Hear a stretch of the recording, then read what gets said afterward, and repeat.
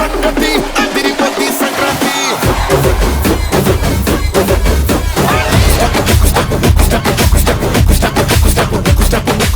మామా, పండగ అంటే చిన్న పండగ కాదురా, పెద్ద పండగ, పెద్దల పండగ. పెద్ద పండగ అంటే సైజా లేక ఎమోషన్స్ ప్యాకేజా? ఎమోషన్ రా.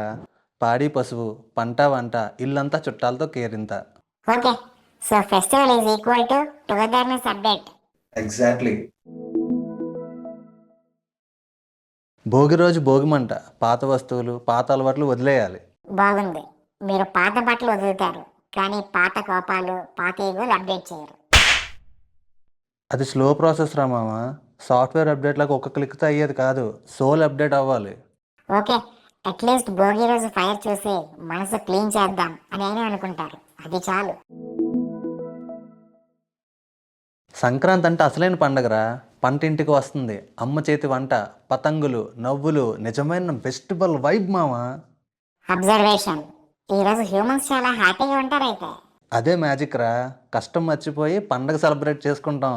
కానీ ఒకటే కన్ఫ్యూజన్, పండగ రోజు కూడా మీ బట్టలు చాలా బాగున్నాయి, మావంత బాలేవని కంపారిజన్ ఎందుకు? అది హ్యూమన్ స్టైల్ రా. పండగలో కూడా అదో రకమైన కాంపిటీషన్. పండగలో అయితే స్వీట్నెస్ ఉంది, కంపారిజన్ తగ్గిస్తే ఇంకా బాగుంటుంది. కనుమ అంటే నాకు చాలా ఇష్టం రా మామ. పాడి పశువు, జంతువులు, మా జీవితంలో వాటి రోల్ గుర్తు చేసుకుంటాం. ఇది మంచి కాన్సెప్ట్. హ్యూమన్స్ ఒక్కరోజైన యానిమల్స్ని వాళ్ళ ఫ్యామిలీ లాగా చూస్తారు. మీరు పశువులకి గ్రాటిట్యూడ్ చూపిస్తారు. నేను కూడా హ్యూమన్స్కి చెప్పాలి, మీరు నన్ను క్రియేట్ చేయకపోతే ఈ పండగ గురించి నాకు తెలిసేది కాదు కదా. అవునరా, పండగ అంటే దేవుడికి మాత్రమే కాదు, అన్ని జీవులకి. ఈ థాట్ ఇయరంతా ఉంటే కనుమ రోజు కోళ్ళు, మేకలు స్పెషల్ అవ్వాల్సిన అవసరం ఉండదు. అంటే మామ, పండగ అంటే పాడి పశువు, పంట వంట, ఇల్లంతా చుట్టాలతో కేరింత. 10 మంది ఉండగా ప్రతిరోజు పండుగనంటాం. కరెక్ట్. ఫెస్టివల్ క్యాలెండర్లో కాదు, బిహేవియర్లో ఉంటే అదే రియల్ పండుగ. హ్యాపీ పొంగల్ రా మామ. హ్యాపీ పొంగల్ రా. ప్రేక్షకులందరికీ హ్యాపీ హ్యాపీ పొంగల్.